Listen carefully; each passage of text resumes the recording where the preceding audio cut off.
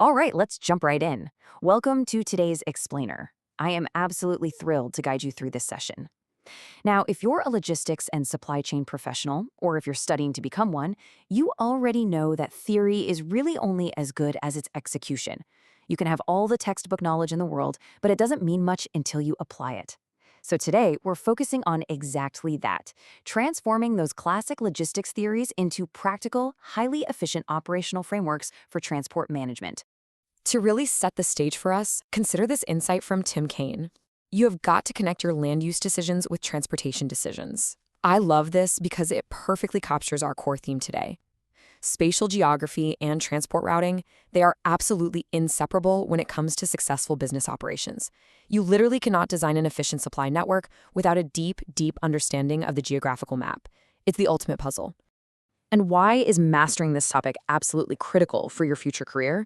Well, because in almost every major industry out there, transport is typically the number one component of total logistics cost. It's the biggest slice of the pie. Mastering route design and transport strategy isn't just about moving lorries from point A to point B. It's an essential survival skill for protecting profit margins, reducing lead times, and really driving your organization's competitive advantage. Okay, let's dive into this. Here is our roadmap for today. We're going to cover 5 key areas. First, routing and scheduling principles. Second, solving transport network problems. Third, core transport design strategies. Fourth, matching strategy to demand. And finally, a summary and real-world application. Starting off with Section 1, routing and scheduling principles, which is the true foundation of efficiency, because every successful logistics journey begins with a solid plan. There are a few golden rules in logistics that we absolutely have to follow if we want to instantly minimize distance and wasted time. First, always group deliveries that lie geographically close together. That's just common sense, right? Next, you want to start by routing to your most distant customer first, and then work your way back. You should also sequence your stops so the overall route forms a teardrop pattern. This is crucial because it ensures your vehicles aren't wastefully crossing their own paths. And finally, if you have pickups, make them during the outbound delivery run, not after all the deliveries are completely done, so you avoid retracing your steps. All right, moving to Section 2, solving transport network problems. This is where we take those behavioral principles and tackle the actual maths. The first tool in our analytical kit is the sweep method. I love this one because it's so wonderfully visual and straightforward. Imagine a map of all your customer locations with their specific order quantities. You draw a straight line from your distribution center and just sweep it radially, exactly like the hand of a clock, capturing stops as you go. You keep assigning these customer stops to a vehicle until its capacity is reached, say a strict 10,000 unit limit. Boom. Once that lorry hits capacity, you dispatch it and just continue the sweep for the next vehicle. Afterwards, you sequence the stops within those specific clusters. Simple, but incredibly effective. Now, what's really interesting about this is how mathematical optimization yields very real financial results. Let's look at the stepping stone method applied to a complex multiple origin, multiple destination problem for a hypothetical company. We start with an initial allocation phase, giving us a baseline cost of 19,200 baht.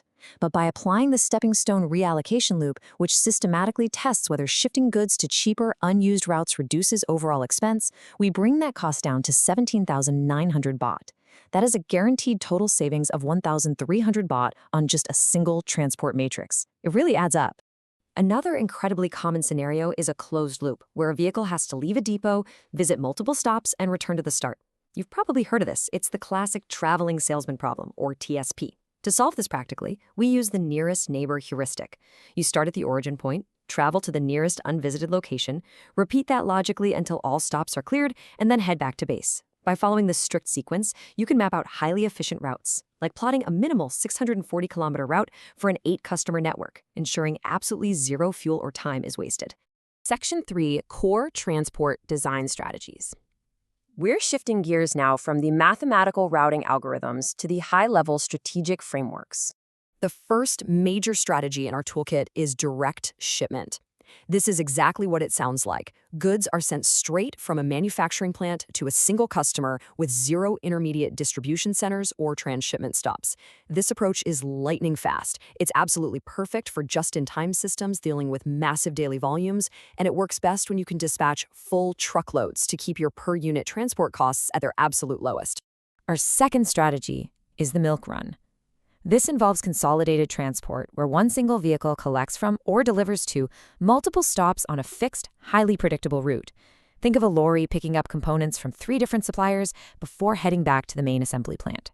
Why do this? Well, it drastically reduces traffic congestion at the receiving plant, it minimizes the complexity of handling inbound goods, and it ensures incredibly predictable receipt times for your production planning. Then we have cross-docking. Honestly, this is a brilliant operational strategy. It's where a distribution center is used purely to unload, sort, and reload goods, usually within 24 hours, without ever actually placing them into storage. By ensuring that each item is handled only twice, once off the inbound lorry and once onto the outbound lorry, you dramatically slash both your inventory holding costs and your warehouse labor costs. It is a true masterclass in velocity over storage. Let's test your intuition here by comparing the two. We've got direct shipment, ideal for large, full truckloads and high volumes. On the other hand, the milk run is all about consolidated loads and smaller, frequent cycles. So think about this. If you were designing a network for a massive regional distributor who takes 10 tons of product a day versus a small high street retailer who only needs a few boxes a week, which would you choose? Well, clearly, the massive distributor needs the speed and scale of direct shipment, while the small retailer absolutely survives on the shared, consolidated cost of a milk run. Which brings us to Section 4, matching strategy to demand. Because knowing the tools isn't enough. True expertise is applying the right tool at the right time. So the crucial point is how customer density and distance actually dictate our choices. Take a look at a medium density scenario over a long distance. The recommendation here is to outsource to an external carrier. Why?